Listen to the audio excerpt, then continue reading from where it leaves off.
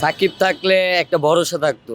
সাকিব মানি brand, Shakib মানি একটা বড় নাম। আজকের ম্যাচের প্রত্যাশা অবশ্যই যাতে বাংলাদেশ যেন জিতে, কারণ হচ্ছে আজকের ম্যাচটা যদি এই সিরিজটা বাংলাদেশ জিততে পারে তাহলে 2027 সালে বাংলাদেশ ওয়ার্ল্ড কাপ খেলতে পারবে। সো অবশ্যই প্রত্যাশা করছি বাংলাদেশ যেন জিতে। দর্শক হিসেবে অবশ্যই এটা আমার মানে কষ্টের বিষয়, মানে কষ্ট লাগছে যে আমাদের টিমটা ভালো মানে নিউজিল্যান্ডের সাথেও ভালো খেলতে পারছে না অনেক ক্ষেত্রে।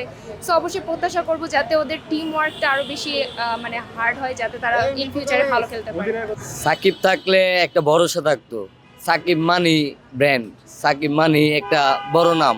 সাকিব থাকলে অবশ্যই আমরা ইজিলি ভাবে জিততে পারতাম নিউজিল্যান্ডের সাথে। ওরা তো পোলাপান নিয়ে আসছে আমরার সাথে খেলতে, ওদের সাথে আমরা ইজিলি খেলতে পারতাম।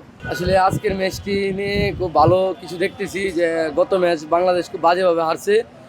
আমরা খুবই দুঃখিত, আর আমরা খুবই যে গত ম্যাচটা জিতা ম্যাচ আমরা হারে গেছি। তবে আজকের ম্যাচটা আমাদের কাছে লাগতেছে যে অনেক ভালো ব্যবধান আমরা এগিয়ে যাব। আমরা অনেক ভালো কিছু উপভোগ নিয়ে মাঠে থেকে বাড়িতে ফিরবো ইনশাল্লাহ। গত ম্যাচে আমরা হেরেছি, খুব বাজেভাবে হেরেছি। এটা 247 রান, এটা বড় রান ছিল না, তবে আমরা হেরেছি। তবে আজকে ফাইনাল বলতে গেলে সিরিজের ফাইনাল নির্ধারণী ম্যাচ, আজকে অবশ্যই আমরা জিততে পারবো আশা রাখা যায়।